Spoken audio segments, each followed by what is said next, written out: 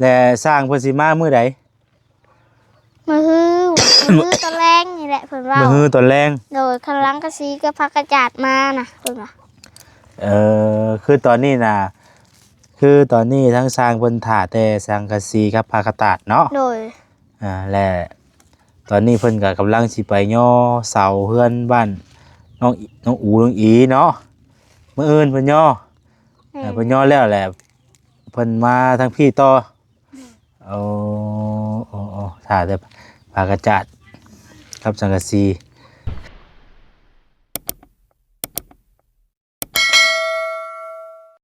อันนี้จะเป็นเฮือนหลังเก่าเพิ่นไปเอาเรียกว่าหม่องพักหม่องเซา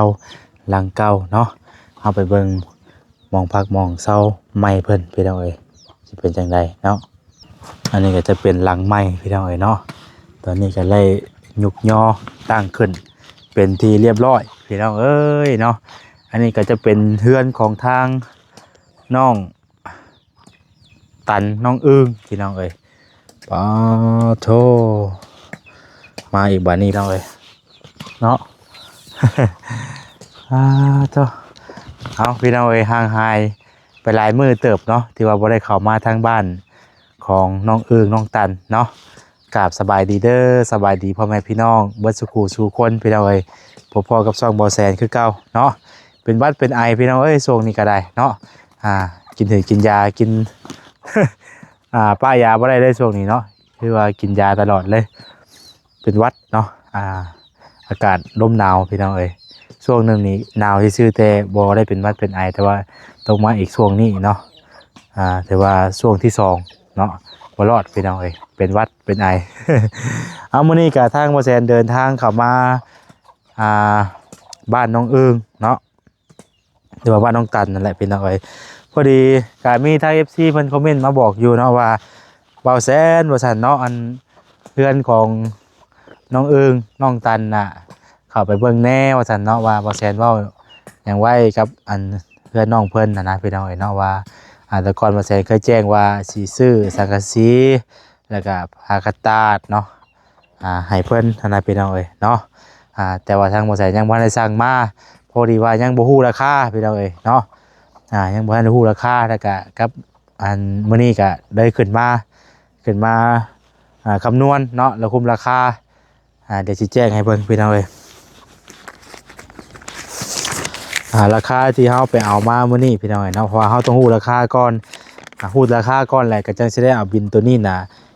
ไปแจ้งทางผู้ใหญ่เพิ่นว่าเพราะว่าเพิ่นบอกไว้แล้วนะพี่น้องเพิ่นบอกไว้ก่อนหน้านี้แล้วถ้าฮอดขั้นตอนนี้มื้อใดแหละให้บอกเพิ่นเนาะก็คือเพิ่นบอกได้บทเพิ่นได้สร้างไว้เลยล่ะพี่น้องเอ้ยเนาะก็คือเฮาไปไล่ไว้เรียบร้อยนี่พี่น้องเอ้ยรวมทั้งหมดน่ะมี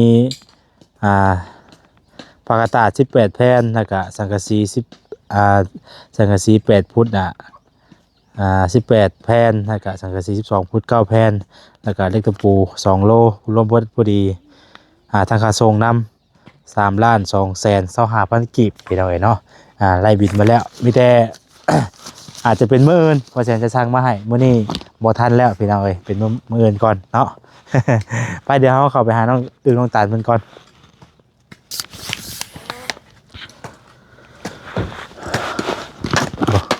ถ้าน้องๆเพิ่นพากันเฮ็ดประจังเด้ออันนี้เราก็แก๊กอยู่สบายดีล่ะโดยทีละคนโดยสบายดีว่ากันเฮ็ดหยังอันนี้พุดต่อคุณบ่ขาดช้ำเป็นอะไรคือบ่ขาดเสียมเหียนแหละเสียมบองใส่ไม้นี่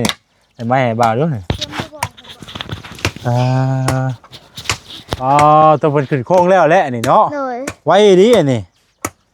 ประเทศอะไรจักมือแล้วอีกล่ะได้หลายมือเติบแล้วได้หลายมือเติบแล้วโดย4-5 มือพุ่นแหละ4-5 มือแล้วโดยใช้สร้างมันไปใช้ใส่มื้อนี้เพิ่นไปวันอาเพกสร้างไปวันนาเพกโดยไปย่อเสาไผทางเบาดีบ่เป็นน้องอูน้องอีผู้ว่าเวลานี้แหละเป็น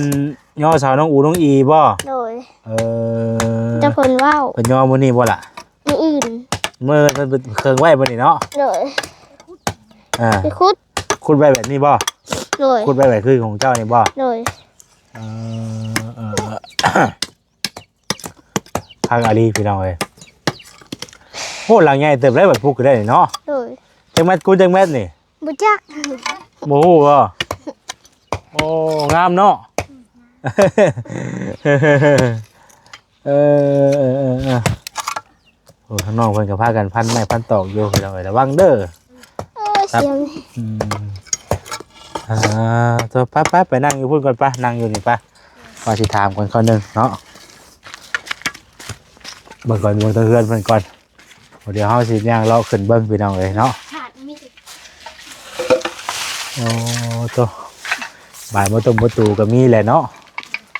ใส่เส้นผมเส้นผ้าแหละพี่น้องเอ้ยอันสร้างอยู่นั่นบ่เฮ็ดให้นี่สร้างเฮือนเจ้านี่สร้างเฮ็ดเฮือนน้องเอิงเอ้ยน้องอันอย่างน่าน้องสายฟ้าบ่ แม่นเลย สร้างเฮ็ดเฮือนบ้านน้องสายฟ้าเนาะ โดย เออสร้างเฮ็ดเฮือนบ้านน้องสายฟ้าเฮ็ดให้พี่น้องเอ้ยอย่าฮ้อนเลยนั่งอยู่นี่เอาไปปูพุ่นไปยังล่ะ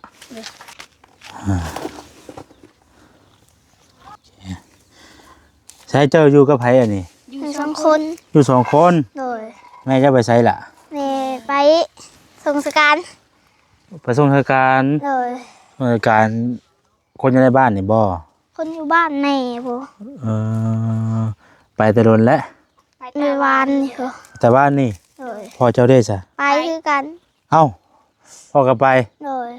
พอเป็นเคยเขา เจ้าอยู่กับไผอยู่สองกันสองคนนี่ โดย อยู่กันสองคนพ่อแม่ก็บ่อยู่พ่อแม่บ่อยู่พากันอยู่กันสองคนนี่ โดย ตัวเก่งอีหลีบ่ย่านบ่นี่ฮะ อยู่กลางเว้นนี่แหละ เอ้าอยู่แต่กลางเว้นบ่ขึ้นไปไส กลางคืนไปนอนอยู่เถียงนา อ๋อบ่ขึ้นไปนอนอยู่เถียงหญ้า โดยยาบอกไปนอนอยู่เถียง หญ้าบอกไปนอนอยู่เถียงพุ่น โดย อยู่พี่อยู่สองคนเพิ่นมาอยู่เนาะว่าแล้วมันก็อันตรายพี่น้องเนาะอยู่กันสองคนเพิ่นมื้อใดเพิ่นสิมา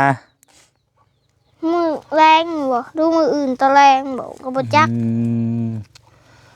มื้อตอนแรงเนาะและสร้างเพิ่นสิมามื้อใด มือฮือตะแรงนี่แหละเพิ่นว่า มื้อตอนแรง โดยข้างหลังกะซีก็พักกระจาดมาน่ะเพิ่นว่า คือตอนนี้น่ะคือตอนนี้ทั้งสร้างเพิ่นถ่าแต่สังกะสีกับผ้ากระตาดเนาะ โดย และตอนนี้เพิ่นก็กำลังสิไปย่อเสาเฮือนบ้านน้องอูน้องอีเนาะมื้ออื่นเพิ่นย่อเพิ่นย่อแล้วแหละเพิ่นมาทางพี่ต่อโอ้ถ่าแต่ผ้ากระจาดกับสังกะสี เนาะเพิ่นถ่าหลายมื้อแล้วบ่ล่ะ โดยถ้าแต่มื้อซื้อเมื่อวานนี่ ฮะ ถ้าแต่มื้อซื้อเมื่อวานนี่บ่ บ่ โดย โอ้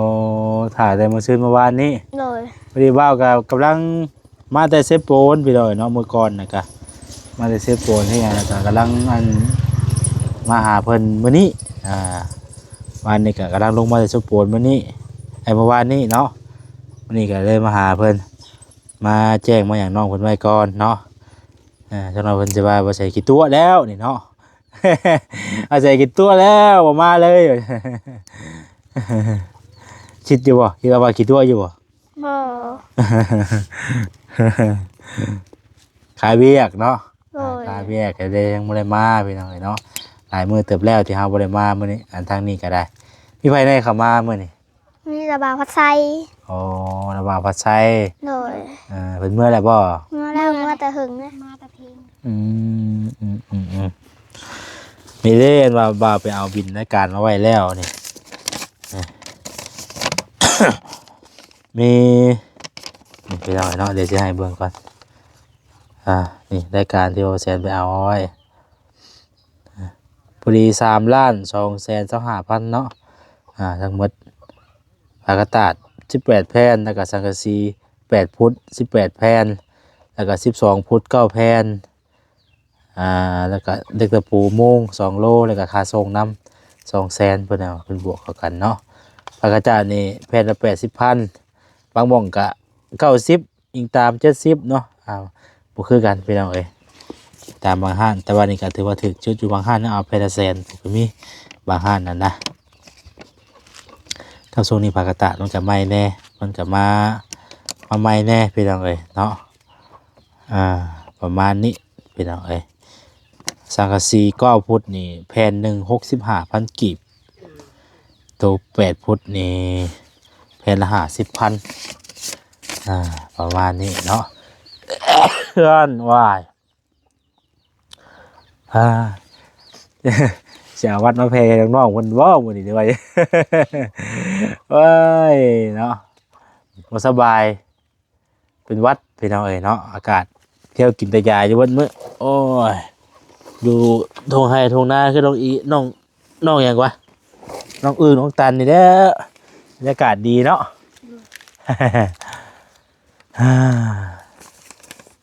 อากาศเงียบเป็นยังไงเนาะบรรยากาศถือว่าเงียบคักอยู่ครั้งแรกพี่น้องเอ้ยใครจะได้นอนเทือนใหม่ตัวนี่เนาะใครจะนอนเทือนใหม่แล้วทางน้องๆเพิ่นกะมื้อได้บ่สิสร้างใหม่เด้อมื้อบ่สิสร้างมาให้กับเพิ่นแม่จะมาเนาะแม่เลยแม่จะมาบ่ได้เพิ่นอยู่เพิ่นเศร้าพี่น้องเอ้ยเรือนซานก็ถือว่านั่นแหละ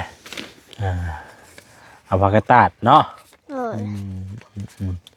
ผักกาดตาดสังกะสีเฮานี่ก็ถือว่าโอเคก็งามแล้วพี่น้องเนาะได้ผักกาดตาดใส่ใบแนบก็งามแล้วคักแล้วงามแล้วบ่ได้อยู่เวลายามฟ้ายามฝนก็สบายบัดนี้ใส่โปรยกโปรเยี่ยมอย่างคักแน่เลยพี่น้องเอ้ยงามแหละพ่อบ่ไม่พ่ออยู่เลยพ่อบ่เลยพาเบาขึ้นไปเลาะเบิ่งกันนั่นเลยปะขึ้นตะเฮือนปะขึ้นเลาะบนตะเฮือนก่อนตันหลังเนี่ยพี่น้องเอ้ยเริ่มเบายากเลยได้บัดนี้ค่อยขึ้นเด้อต้องผูกขันไหลสูงเจ้าเนี่ยบางไล่มาให้เจ๊กดูมีหัวดูขันไหลบ่ปีนขึ้นเลยบ่เลยปลาตัวเฮ็ด2 ห้องบ่ล่ะเลยแปลนได้นี่เนาะเฮ็ดไปน้ำห้าก็กวาดแล้วเมื่อกี้นี่เจ้าเนี่ยบ่กวาดนะตอนเบาแสนมาเลยห้าก็กวาดแล้วนี่จะนั่งนี่อะไรขึ้นมากวาดให้มันแปลน2 ห้องนอนนี่เนาะ2 ห้องนอนพี่น้องเอ้ยสูงคักอีหลีอันนี้มันยังใช่ตัวนี้มีชานอีกว่านี่เลยทั้งขึ้นหัวขันไดทั้งขึ้นหัวขันไดบ่ถ้าขึ้นขันไดขึ้นหัวขันไดคือทางนี้บ่ขันไดเด็กปิ่นไหมหัวขันไดแบบว่าหัวขันไดใหญ่หัวขันไดเปเลยโดยคักไปแล้วเลยต่างวงกบอย่างคักแน่เลยเนาะเลยวงกบก็งามซ้ำวงกบตัวนี้มืออื่นไปชื่อมือจะไปซื้อเลยยังบ่พอวงหนึ่งบ่ล่ะเลยเลยแบบเพิ่นขันห้องเลยเนาะเลยตัวโหถือว่าต่างเก่าหลายเท่าเลยพี่น้องเอ้ยเนาะเพื่อนหลังเก่ากับเพื่อนหลังใหม่คนละเรื่องกันเลยงามคักแล้วสารนี่คักกวงยาวพี่น้องเอ้ยได้ความยาวเนาะมีนอกมีในน้องเพิ่นก็ได้นอนสะดวกสบายยามฟ้ายามฝนก็ผักกาดตาดเนี่ยข้างมอดพี่ได้บ่ได้ว่าได้ไหนข้างตะห้องบ่ข้างตะห้องบ่เลยอันนี้ใช่ไหมพนักเอาเนาะมันพนักใช้เพิ่นสิใช้ติ้งอ่ะใส่ลูกติ้งเลยงามแด้พี่น้องเอ้ยเนาะคักแล้วสังกะสีก็เพิ่นไล่ให้แล้วพี่น้องเอ้ยเนาะมีแต่เฮาสั่งมามื้ออื่นครับค่าสร้างเพิ่นนี่เท่าไรก่อนล่ะเพิ่นต้นตังบิดแต่เพิ่นว่าคันบ่ได้ใช้บ้านประกอบประตูน่ะ6 ล้านบัดนี้น่ะเพิ่นขอนำเขาบ่าวไล่ว่าได้7 ล้านใช้บ้านประกอบประตูเพิ่นน่ะแต่ก่อนนั้นนึกว่าบ่ได้ใช้บ้านไปสิบ่โดย เอ เราสิบ่ได้ใส่พี่สังเพิ่นว่า ว่าเอ็มได้ซื้อบ่ โดย สร้างจะค้นเฮ็ดนี่อีหล่ะ เขาบอกพอสั่งแล้ว ผู้เดียวนี่บ่นี่น่ะเฮ็ดผู้เดียว แล้วก็กับมันนี่เด้อาของน้องของพ่อมาซอย เออ แล้วก็ไล่ให้ อ๋อ กระปูนั่นน่ะเด้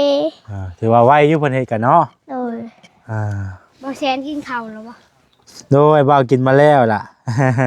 ไม่ยังกินแล้วมื้อนี้ มีต้มไก่ โอ้ของแซ่บแล้วเถอะน่ะ ต้มไก่พูนน่ะไปต้มสู่กิน น้องไม่ต้ม ต้มไปเลย โดย ตัวคักแล้วซะเนาะบ่ได้ไปซ่อนปลาบ่ บ่มีหนอง เอ้าหมูให้น้องซ้ำน้องจับมาตึงก็ไก่อยู่ เออ หมอกหัวเลยใส่หม้อหนึ่งเลย เอ้า แล้วก็ต้มไอ้ายบุญทวีไม่ได้กิน หมูได้กินใส่แล้วเนาะ เด้ โด อย เอ้ย จับหมอกเลย กล้าว่าเจ้ากะ น้องตันได้ เอาตัน เด้อ อ๋อตัว น้องตันสุก เดี๋ยวจะได้มันหมูได้กินเนาะ โดย ผมมีได้กินแล้วพี่น้องเฮ็ดจะได้บ้านเฮาหาอยู่หากินแบบธรรมชาติบ้านเฮาเนาะ มันก็เป็นปกติแบบวิถีชีวิตบ้านเฮาพี่น้องเนาะมันก็มื้อนี้แหละ ทำบ่แล้วก็บ่มีกินคือว่าแหละแล้วอยู่ในกินก็หายากเนาะ โดย อืมคักลอกเรียบร้อยแล้วกราบมันกันเนาะ โดย งามแล้วพี่น้องเอ้ยอ๋อดีใจน้ำน้องๆเพิ่นพาเฮาลงกระล่างผู้บ้านนี่ฮอดแลนด์และบ่าวกับบ้านนี่ยุกหลายคนบ่ล่ะยุกหลายคนบ่ยุกเฮือนนี่ หลายนะ จักคนนี่ เบิ่งเดี๋ยวเฮาสินับเบิ่ง ห้อง สอง ห้องละจักเม็ดนี่ ปะจัก จักปะไม่จักแต่ บ่ฮู้เนาะ 4 5 6คนพุ่นแหละ เฮาหาเพิ่น ไปหาละวานเอา โอ้ยย่านดิโอ้ย จะมีหนังดิน ย่านโอ้โห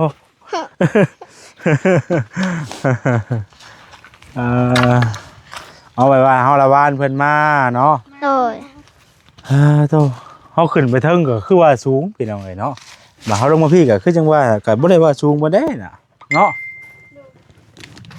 เพราะว่าทางนั้นน่ะมันดินมันค่อยเนาะนี่ดินมันสูงพี่น้องเอ้ยเฮ็ดให้มันเพียงคือเก่าคักแล้วบัดนี้คือน้องตันมีแต่แจ้งจังซั่นแหละมื้ออื่นเด้อ โดย มื้ออื่นเพราะว่าคันเฮาสร้างมาป้าไว้ก็สร้างเพิ่นมาก็เพิ่นได้เฮ็ดโดดเนาะ โดย เพิ่นก็ได้เฮ็ดโดดไปแล้วเอ้ยบ่ได้ซื้อขนมข้าวต้มมาต้อนน้องเพิ่นซั่นมื้อนี้โอ้ยบ่มีแนวต้อนให้น้องเอ้ยมื้อนี้ได้ บ่เป็นหยัง บ่มีขนมต้อนซ้ำกินข้าวกับต้มไก่อยู่เนาะน้องเพิ่นก็ได้นี่น้องหยังฟังภาษาไทยบ่มาหามื้อนี้เลยพี่น้องเอ้ย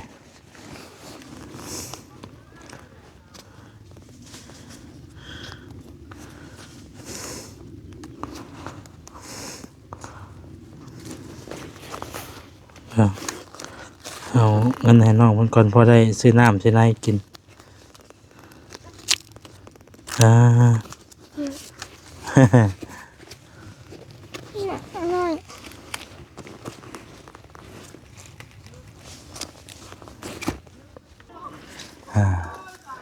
เอาน้อง อันนี้บ่าวเอาเงินให้เอาเงินให้เด้อ ขอบใจหลายๆ โด เด้อย บ่มีหยังมาต้อน แฟ โดยเอาอวยพรหน่อยอยุอวยพรให้บ่าวอยู่อวยพรมันอวยพรมองอยุว่าเป็นบ่แต่ก็คือว่าอะไรอยู่นะ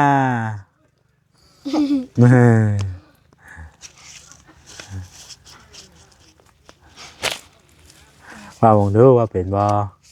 อวยพรอยู่ดีมีแห้งนี่แล้วเอามองดู แล้วก่อนเดี๋ยว เ เออ บ่าวแซนให้เจ้าอยู่ดีมีแฮงเอาเงินให้น้องอึ่งน้องตันให้เจ้าอยู่ดีมีแฮงเด้อสุขภาพเข้มแข็งไปใช้มาใช้กันที่แต่คนหนักคนแพงเด้อสาธุ โอ้ย ก็เป็นอยู่นะหักอายนะเคินนะนี่เนาะ พุ่นแรกมื้ออื่นพุ่นแรกว่าสิซักใหม่เด้อ โดย มื้อนี้มาแจ้งไว้ก่อนพี่น้องเอ้ยเนาะมาแจ้งไว้ก่อนแล้วก็มาเอารายการแน่แหละพี่น้องเอารายการค่าเครื่องนั่นแหละเนาะ โดยออกแล้วบ่พักเจ้าน่ะ ออก ออกแล้ว ออกแล้ว โดยเลย ใช่น่ะไปเบิ่งป่ะออกหลายบ่ล่ะ ไร จงจีจี เบิ่งด้วย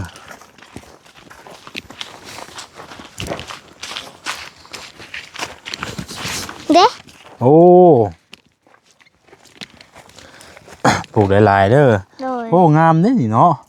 ไว้ใส่ลาบใส่ก้อยแซ่บเลยผักกาดผักหยังก็มีนี่ ยังบ่ใหญ่เห็นได้ แต่ว่าเราต้องได้เอาเองอ้อมไว้เนาะ โดย ไก่ ไก่น้อยกิน ไก่ ชา น้อยกินบ่ โดย ไก่ใหญ่กิน ไผจะนอนอยู่หั่นน่ะ บุญทวีอายบุญทวี บุญทวีกับข้าวสารขึ้นเพิ่นเมื่อ บ่มื้อนี้ได้จ้ะ บุญทวีกับเพิ่นไปนอนอยู่บ้านอาแพกไปแล้ว น้องบุญทวีเพิ่นก็มาพี่บ่ โดย มวย เขียนของ มวยน้องกันนั่นบ่ บ่แม่น ใส่ผ้าบ่ บ่แม่น ไว้มา สายฟ้าบ่ได้มา โอ้เพิ่นนอนอยู่นี่ โดย เอ้ยเนาะไปนอนพอได้เฮ็ดเวียกเฮ็ดงานเนาะ บ่แซนเอาเงินให้เฮาก็ไปซื้อเกิบจ้า ซื้อเกิบ นี่ เกิบขาดเลย โดย ใช่โอ้ย เอ้ยเกิบขาดนะเกิบตะลนแล้วบ่เป็นยังคือขาดเตะไม้บ่ มันขาด หมื่นพลาด โดย เอาไว้ซื้อเอาเอาเท่านั้นไหนเด้อเดี๋ยวว่าจบคลิปก่อนเด้อ โดย โอ้ย โอ้ยสบายดีเด้อล่ะเด้อ มาใหม่บ่ามามีแต่เท่านั้นแหละบ่าวก็มาแจ้งนี่แหละพี่น้อยมื้อนี้ก็ได้เนาะว่าเรื่องน้ำคุ้มหลังคาอะไรกันครับผากระตุ้มกระจาดเพิ่นนั่นแหละเพิ่นก็ไล่ให้เรียบร้อยแล้วแหละพี่น้องเอ้ยมีแต่มื้ออื่นเดี๋ยวว่าแซนที่เพราะว่านั่นก็สิสร้างมาให้เพิ่นเนาะก็เป็นแล้วแจ้งทางผู้ใหญ่เพิ่นก่อนเพราะว่าก็เพิ่นบอกไว้แล้วพี่น้องเอ้ยเนาะก็ประมาณนี้พี่น้องเอ้ยเรียนเพิ่นนี่กันนะเนาะโอ้ย FC คอมเมนต์มาอยู่เมื่อวานก่อนนะเนาะว่าให้ว่าแซนมาเบิ่งแน่เพิ่นถ่ายอยู่ว่าซั่นเนาะ เอาลำลาไปก่อนอยู่ดีมีแห้งบ่สุขสุขคนเด้อพี่น้องเด้อขอบคุญขอบคุณทางผู้รักผู้ใหญ่ใจบุญบ่ทุกทานทุกคนเนาะที่ซอยๆเข้ามาเฮือนซานของทางน้องอึ่งน้องตันก็ขอให้เพิ่นอยู่ดีมีแห้งพี่น้องเอ้ยเนาะที่ว่าเพิ่นเมตตาสงสารทางน้องๆเพิ่นให้ได้มีหม่องอยู่หม่องเซาที่ดีเนาะปักเซาที่ดีก็ขออยู่ดีมีแห้งเด้อผู้ใหญ่ทุกทานทุกคนเนาะสุขภาพแข็งแรงอายุมันขวัญยืนเบิดสุขสุขคนเอาสบายดีเด้อพี่น้องเด้อ